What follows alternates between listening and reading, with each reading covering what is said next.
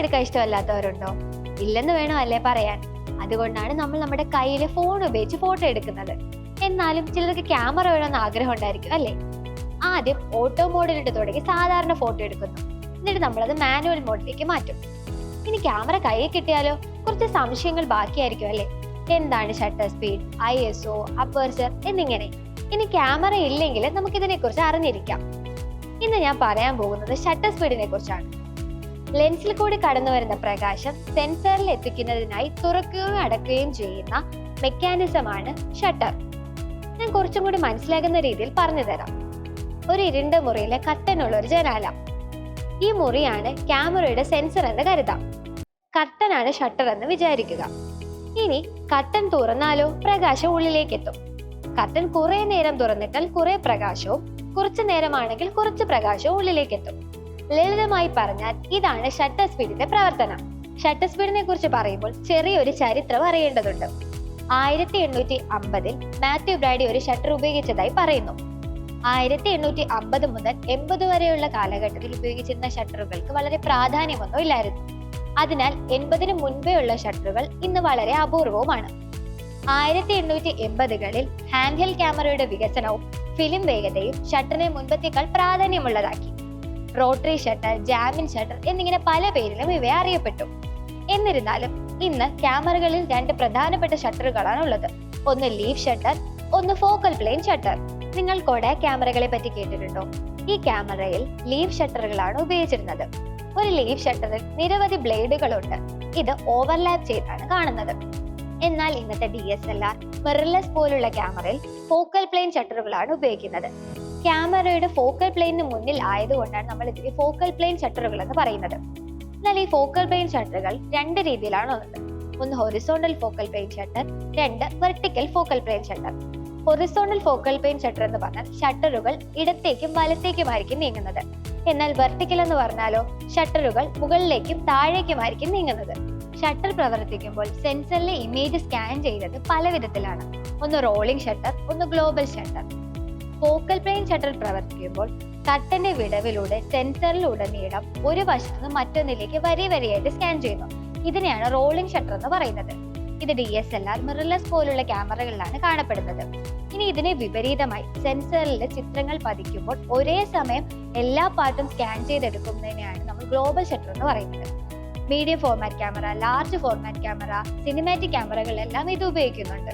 ഇനി നമുക്ക് DSLR ക്യാമറയുടെ ഫോക്കൽ പ്ലെയിൻ ഷട്ടർ എങ്ങനെ പ്രവർത്തിക്കുന്നു എന്ന് നോക്കാം.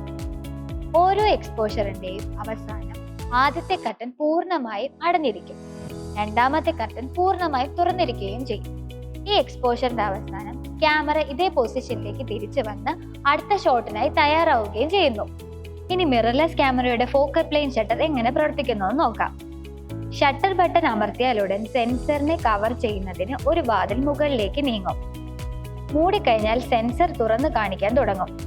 സെൻസർ വെളിച്ചത്തിലേക്ക് കൊണ്ടുവരുന്നതിന് വാതിൽ താഴേക്ക് നീങ്ങും. അതിനുശേഷം സെൻസർ മറയ്ക്കാൻ മറ്റൊരു വാതിൽ താഴേക്ക് നീങ്ങും. സെൻസർ എക്സ്പോഷർ നിർത്തുകയും വാതിലുകൾ പുനഃസജ്ജമാക്കുകയും ചെയ്യും. ഇനി എന്താണ് ഷട്ടർ സ്പീഡ് എന്ന് നോക്കാം. ഇവിടെ ക്യാമറയുടെ ബട്ടൺ അമർത്തി കഴിഞ്ഞാൽ കടന്നു വരുന്ന പ്രകാശത്തെ ഷട്ടർ തുറന്ന് സെൻസറിലേക്ക് കടത്തിവിടുന്നു. ഇനി ഈ സെൻസർ ഈ പ്രകാശമെല്ലാം ശേഖരിച്ചു കഴിയുമ്പോൾ ഷട്ടർ താനെ അടയും. ഈ പ്രകാശം സെൻസറിലേക്ക് എത്തുന്ന ഒരു ടൈം ഡ്യൂറേഷനാണ് നമ്മൾ ഷട്ടർ സ്പീഡ് എന്ന് അല്ലെങ്കിൽ എക്സ്പോഷർ ടൈം എന്ന് പറയുന്നത്. എന്താണ് സ്റ്റോപ്പ് എന്ന് നോക്കാം.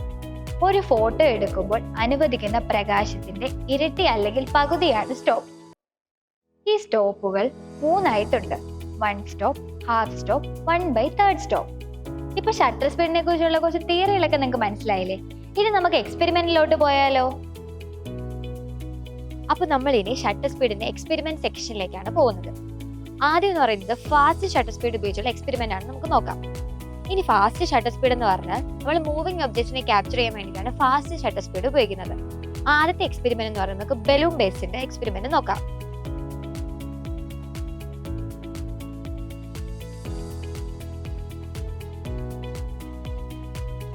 ക്യാമറ സെറ്റിംഗ്സ് എന്ന് പറയുന്നത് ഷട്ടർ സ്പീഡ് ഹൈ ആയിരിക്കണം. ഒരു 1000 മുകളിൽ നമുക്ക് ഷട്ടർ സ്പീഡ് വെക്കാം. അതുപോലെ F നമ്പർ 5.6, ഒരു ISO ഒരു 400 ഒക്കെ വെക്കാം. ISOയും അപ്പർച്ചറും എന്ന് പറയുന്നത് നമ്മുടെ ലൈറ്റിനെ ഡിപ്പെൻഡ് ചെയ്ത് നമുക്ക് ചേഞ്ച് ചെയ്യാവുന്നതാണ്.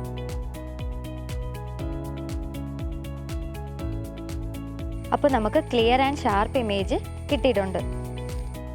ഇനി ലോങ് എക്സ്പോഷറിൻ്റെ ഒരു എക്സ്പെരിമെൻ്റ് ആണ് നമ്മൾ നോക്കുന്നത്. സ്ലോ ഷട്ടർ സ്പീഡ് യൂസ് ചെയ്താണ് നമ്മൾ ലോങ് എക്സ്പോഷർ ഫോട്ടോസ് എടുക്കുന്നത്. അതായത് നമ്മുടെ സെൻസർ അത്രയും നേരം ഓപ്പൺ ആയിരിക്കുമ്പോൾ ക്യാമറ അത്രയും പ്രകാശം പിടിച്ചെടുക്കുന്നുണ്ട്. അപ്പോൾ അതിൽ നമുക്ക് ട്യൂബ് പെയിൻറ്റിംഗ് ആണെന്ന് നോക്കാൻ പോകുന്നത്. അതിനാവശ്യമായിട്ട് നമുക്ക് ട്യൂബ്, ജെലാറ്റിൻ പേപ്പർ, ട്രൈപോഡാണ് വേണ്ടത്. സ്ലോ ഷട്ടർ സ്പീഡ് ആയതുകൊണ്ടാണ് നമ്മൾ ട്രൈപോഡ് യൂസ് ചെയ്യുന്നത്. ഇനി നമ്മുടെ സെറ്റിംഗ്സിലേക്ക് പോവുകയാണെങ്കിൽ ISO 100, f22, ഷട്ടർ നമ്മൾ ബൾബിലോ അല്ലെങ്കിൽ 50 to 30 സെക്കൻഡ്സിന്റെ ഇടയിൽ വേണം സെറ്റ് ചെയ്യാനുള്ളത്.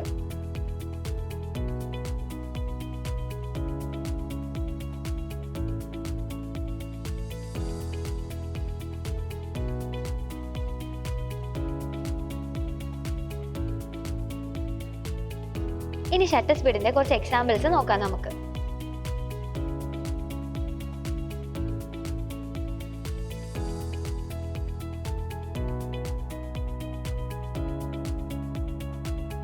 അപ്പോൾ നിങ്ങൾ എക്സ്പെരിമെന്റ് ഒക്കെ കണ്ടില്ലേ?